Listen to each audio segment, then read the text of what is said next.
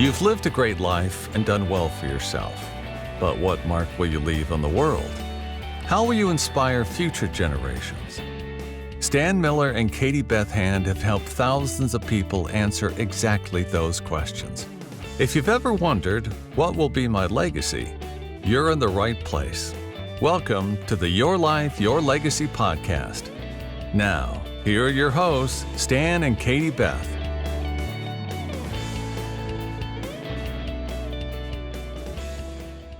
Welcome back to the Your Life, Your Legacy podcast with your host, Dan Miller. Our guest today is Lisa Rusyniak. Lisa is the CEO Goodwill Industries of the Chesapeake, and she's done some amazing groundbreaking things to create sustainability in one of the most challenging issues involving recycling. And we're going to spend some time today talking to Lisa and getting her take on that. And hopefully she's going to say some things that are going to inspire us, that hopefully will inspire us to maybe take a look around our own community and start making a difference in that respect. So Lisa, it is really a pleasure to have the opportunity to have you as a guest on the podcast today. Welcome. Thank you for having me. So I'm not sure when you were in high school, you had in mind that you were going to become the CEO of Goodwill of the Chesapeake, and that you were going to become involved in changing the world by cleaning up the environment. That probably was not what you told your parents you were going to college to do. So tell me about the journey from where you were to the place you are now. How'd that happen? So I went to school to study business. That was my original study. And when I got through college, I began working on my master's degree about a year later. And during that time, I was working for a nonprofit economic development organization that helped manufacturers become better. We did all kind of ISO 9000 quality standards and that kind of stuff. And then after I finished my master's, I came back to Baltimore, where I'm from, and I got a job with an organization that helps people with disabilities, particularly organizations that help them get into jobs and help them learn how to market themselves. And from there, I loved math and I loved statistics and calculus and excuse me. And so I took a job at a marketing research firm, and I did that for a couple of years and was so bored to tears. But I was serving on the board of another organization that helped people with developmental disabilities who had, problems getting jobs, and they had a sheltered workshop. And I just fell in love with that. And when I was having dinner one night with the executive director, she said, "Oh, I have a friend that's at Goodwill that's looking for somebody to do marketing." And I thought, wow, this sounds like a match made in heaven. So that was the journey here. So that got you into sustainability. Wow. That had to be, that sounds like a leap actually, because, I certainly, if you put me in that position on day one, I wouldn't know much about any of that. So how did you get your head around just what it is that you do to change the world in this way? So Goodwill is really, if you think of our mission, it's rather circular. So we take goods that people donate to us, gently use, and we sell them in our stores. After 4 weeks, if they don't sell, we pull them off the racks, and we have an outlet where we sell them by the pound. If it doesn't sell in the outlet, then we bale it and we sell it for salvage to other countries primarily. And we have buyers for lots of goods, metals, hard plastics. I'll talk about sand in a minute, all kinds of things. We even have a vendor that buys single shoes. Like if we get a pair of shoes that get lost in travel, we even have a vendor that will buy single shoes and repurpose the rubber and canvas. So there really is a way to keep a lot of stuff that we just throw away or we don't even think about out of the landfill. And so the biggest part of this is that all the revenue that's earned through those processes help fund our mission, which is to help people get jobs and get employment. And that's really what brought me to Goodwill, is the, being able to help people who, for whatever reason, never had a voice, didn't have anyone to advocate on their behalf because of their disability or because of something that precluded them from entering the labor market. So when I first came to Goodwill, we primarily serve people with disabilities. We've now grown to serve just about anybody and everybody who has any kind of impairment to getting a job. So in Baltimore, we started the first behind the fence program for people who are incarcerated, who within 6 weeks of being released, we go behind the fence. We do a lot of job readiness training, get their resume together and help them prepare for the transition. Back in 1998, we were the largest welfare to work contractor for the city of Baltimore, helping people who were coming off of TANF and other welfare programs to get jobs. And today we'll help just about anybody who, just for whatever reason, they may be dislocated, they don't have any skills, may have dropped out of high school, and we'll get them into one of our skills training programs in healthcare or construction or the trades, and then we'll get them a job. And for people who don't have a high school diploma, 2 years ago, my life journey has been to open an adult high school. So many of the people that we serve come through, they couldn't even fill out a job application, much less do it on a computer. And so literacy was really the biggest challenge that we were seeing people have. And so we embarked about 10 years ago on getting legislation passed in Maryland that would enable Goodwill to open up an adult high school, which we did 2 years ago. Last year, we graduated 19 people. This year, we're looking at about 60. And so we take people, no matter where they are or how many credits they have, we'll help them earn the credits so they can earn their high school diploma. And then they get the complete wraparound services for case management. So if they need housing or substance abuse recovery or domestic violence, we have partners that we work with in the communities that will help get them to those resources. And then while they're also simultaneously getting their high school education or going through training programs. And so from there, we also have contracts with the federal government. So we clean the National Security Agency, the NSA, Fort Meade, by the National Security Agency. We clean those buildings, 129 buildings on Fort Meade. We clean Social Security Administration. We run 2 Coast Guard mail rooms. And all this is done with people with severe disabilities who would not have a job if not for Goodwill. And then, of course, we run into all of our sustainability issues, which kind of closes the circle. So as I mentioned, we have lots of buyers for stuff that we can't sell in our stores for whatever reasons. And about 5 years ago, 2 of my colleagues, Goodwill in Washington and Delaware, got together, and it was during COVID, actually. We got together for lunch, and we thought, now that we have sort of this time that we're in this retrenchment waiting for COVID to get under control, let's start talking about what can we do after we're through all this as a team, the 3 of us, because we're all separate entities. And so we decided to look at what are the biggest things that we throw away that we don't have markets for. And glass is the heaviest, and it's also obviously dangerous to be putting in landfills, and it doesn't naturally break down. So we got a grant from the Truist Foundation, and we all 3 purchased their pulverizers, glass pulverizers. And what they do, it's very large equipment.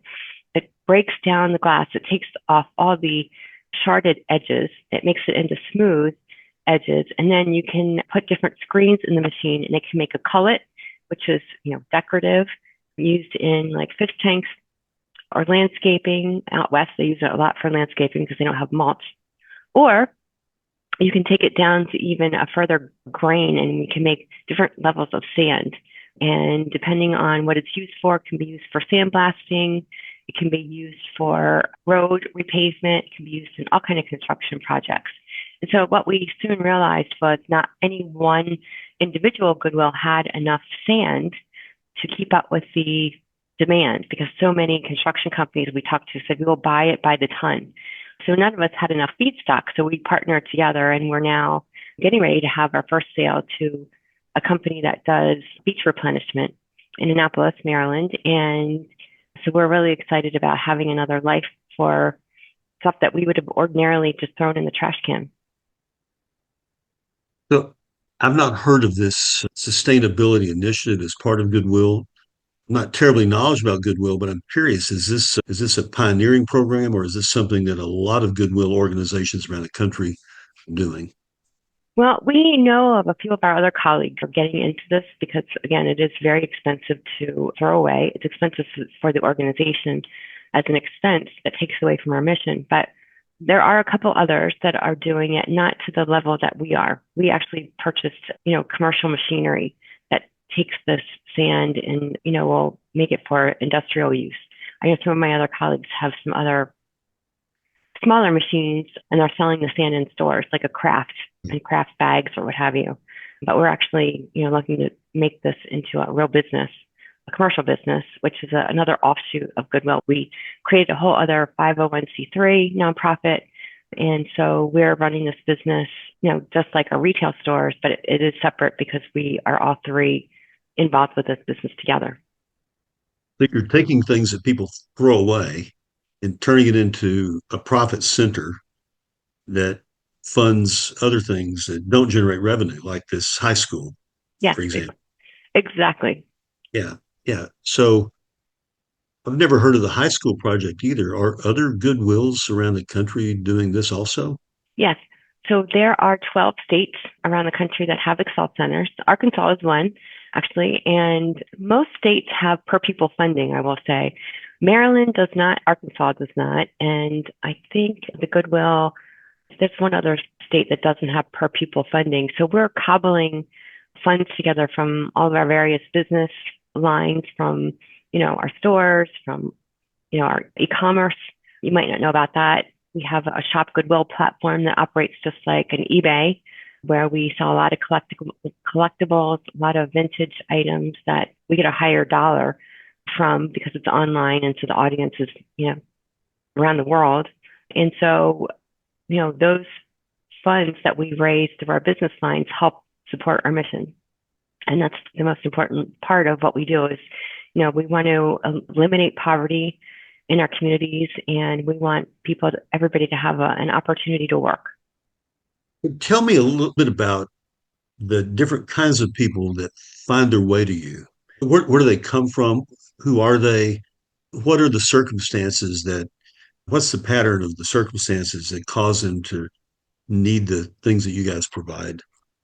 I think like a lot of us, in our younger years, we made bad decisions. Some of us were fortunate to have, role models or adults in our life to, kick us back in line and shape. Some people don't have that luxury, and they don't have people to build confidence and instill confidence and, just the ability to think on your own, have your own ideas, and to even finish school. And so without those role models, people wind up in all different places, and they wind up dropping out of high school or having children really young or breaking the law, or even, substance abuse, very common. And so, and then people wind up, and most of the people that we serve are in their 30s. They've really had a hard life already, and they're just really tired. But no one's ever believed in them. No one's ever said, let me help you. Let me give you a hand. Let me be a role model. Let me show you how I did it. Let me tell you some of my lessons learned. And so that's really what we find, is that they're missing that piece in their life and really, I mean, we laugh all the time because we have skills training programs that, we could put anybody through. But once you really give people the confidence and you let them know that they can do this on their own, they take off like rockets. And it's really the most incredible experience to see someone, they come in, their body language is even different. They come through our programs when they finish. Last year, there was a graduation of a young mom. She had 3 children. All 3 children came with her to the graduation. And I mean, her children were her biggest fans. Her dad came, and, I think that once you kind of light that fire in someone and they get that dignity from accomplishing something, and what's even better is when they go to work and they get their first paycheck, and now they have their own money and they're buying their own things and they're supporting their families and they're taking care of themselves on their own. That is just an incredible journey for some people that we work with every day. And it makes me very proud. And, I came from a family, neither one of my grandparents on my mom's side finished high school, and they are working class, poor. And, we didn't even know we were poor. That's the whole funny thing about it, is that you just don't know. And then, you look back now and you think, gosh, when I was little, I just wanted to be a doctor or a lawyer and, I didn't think I was really that smart enough, but you get through life with people always, helping you and being your cheerleaders and opening you up to their network. And that's what really counts, I think, to help people become successful. And they need that network. They need people around them that are supporting them. And so sustainability is just kind of a microcosm of really what we do. But we've been probably the oldest recyclers.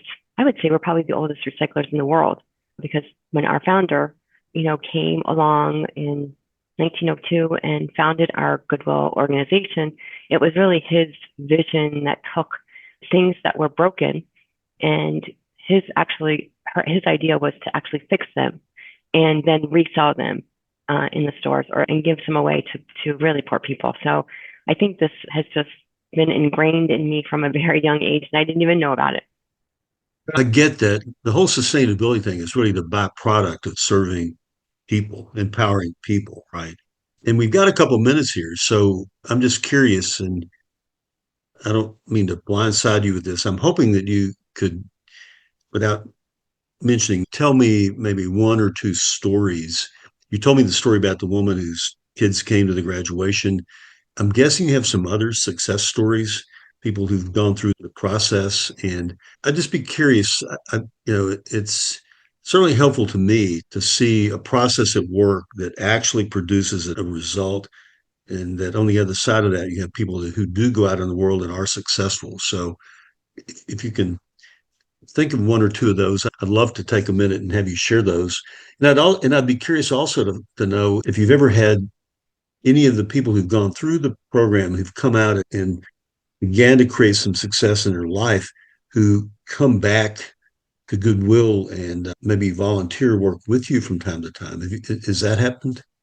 So yeah, I'll go back to your first question and I'll give you Yeah. an example. I actually have two examples in my head that will interest you. The first one is we had a guy who came through our prison to work program, no formal education, no high school education, and his dream was to become a truck driver. So he came through our job readiness programs. He finished those. We actually at that point had a transitional work program, which helps people. We'll hire them at Goodwill to give them job experience so they have it for their resume. And so he was working at our warehouse at our sustainability center, and he was bailing trucks and loading them up. And we began teaching him how to be a yard jockey in our warehouse parking lot. And from there, he got his driver's license and his CDL or CDB license. And from there, we enrolled him in a CDL class, and he became a truck driver. He surpassed that, became a supervisor, and then became our warehouse manager. So his journey was just, epic.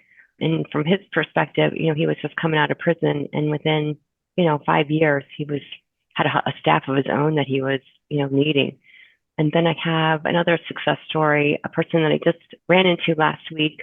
He too graduated from the Excel Center and was awarded a scholarship. We have a scholarship program at Goodwill for people who want to go on to get their college education. And he was awarded a scholarship. He was going to California to get his degree after he got his high school diploma. And he came back last week and he was volunteering. We had an orientation, new student orientation, and he was coming in and talking about how wonderful the program was for him and that he's now in school and in college and doing great. Well, I can only imagine. I mean, I get a little choked up just hearing these stories, because such an amazing impact, and those of us who came from good, solid families don't really appreciate the power, the value of that ecosystem, right? And so I think it's maybe too easy sometimes for us to be judgmental about people who didn't have that opportunity, that benefit, and who did end up off the tracks in life, and maybe in prison, for example, or abusing drugs or whatever. And so, the stories that you're sharing, I really think are reminders to us that we should be really, we should really acknowledge how blessed we are to have the background that we have. And I'm certainly not sure I'd be where I am today if I didn't have the the totally uncompromising support of parents. My parents weren't educated, but boy, were they loyal.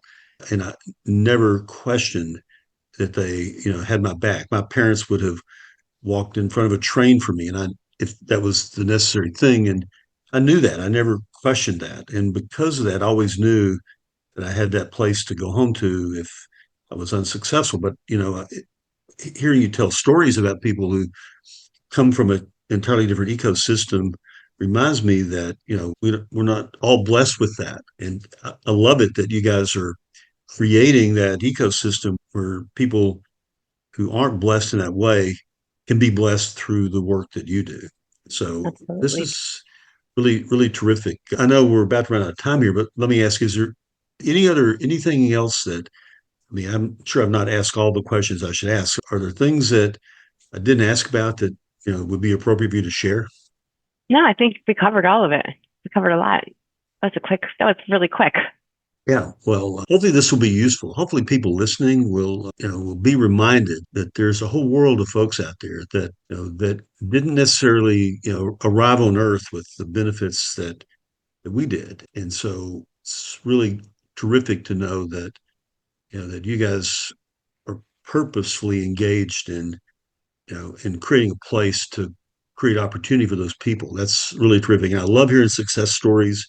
I love hearing how people move through the program and they move out in the world and become productive, contributing citizens. And what a model. And so let me just ask you this question. I know you're in Baltimore, and most of our listeners probably are not anywhere close to Baltimore, but there's probably a Goodwill operation not too far from any of us. So what are the things that, if you were running a Goodwill center anywhere, what is it that you need? What is it you need from people like me, for example? Well, we have a website people can donate to. There are 158 Goodwills in North America. And so in every state, there are multiple Goodwills. I think in every state, there's at least one Goodwill. So you can always find a Goodwill. And all of us have a mission of workforce development and retail. So anytime you're out and about donating your clothing or other household goods, donating money. All of us have, websites, shopping in our stores, coming to volunteer. We always need people to come in and do mock job interviewing with folks who don't know how to, do job interviews yet. And of course, in our school, always we have lots of things that we would like to expose people to that they never had a chance to, that, if there's some way that you can introduce that. For example, we just went to the Baltimore Museum of Art last 2 weeks ago with our class that's in the school right now. And it was really amazing. They've never been to an art museum before. And it's crazy. It goes back to taking for granted stuff that, kind of rolled your eyes when you're in middle school, like, oh, we have to go to an art museum. Like, how boring is this? And then when you're an adult, you have a whole different appreciation for it. And then people, those folks had never been in the museum before. So it was, just amazing. So if people listening wanted to get in contact with you directly, Lisa, what's the best way for them to do that? Oh, my cell phone. I'm happy to get my cell phone number out. It's Well, that's pretty bold of you to share your cell phone number here on the podcast. So, you're welcome to do that. But, I was wondering if maybe are there websites or other avenues? Oh, sure. Yeah. So our website is www.goodwillches, CHES, like Chesapeake, all one word, .org. And so if they go to that website, they can work their way through that and find you, right? Yeah, they'll find me. Yep. Well, terrific. Well, I will say that you're telling me stories that I find personally inspiring. I'm thrilled to know that you guys are out there, and I'm hoping that some people listening will be inspired by what you're sharing and will find their way to the Goodwill operation, contribute, volunteer, whatever. I know we do periodic house cleanings here at my place, and the Goodwill's just a couple miles away, and so we know the way over there. My wife's dropped off many carloads of things at Goodwill. No Wonderful. question. Yeah.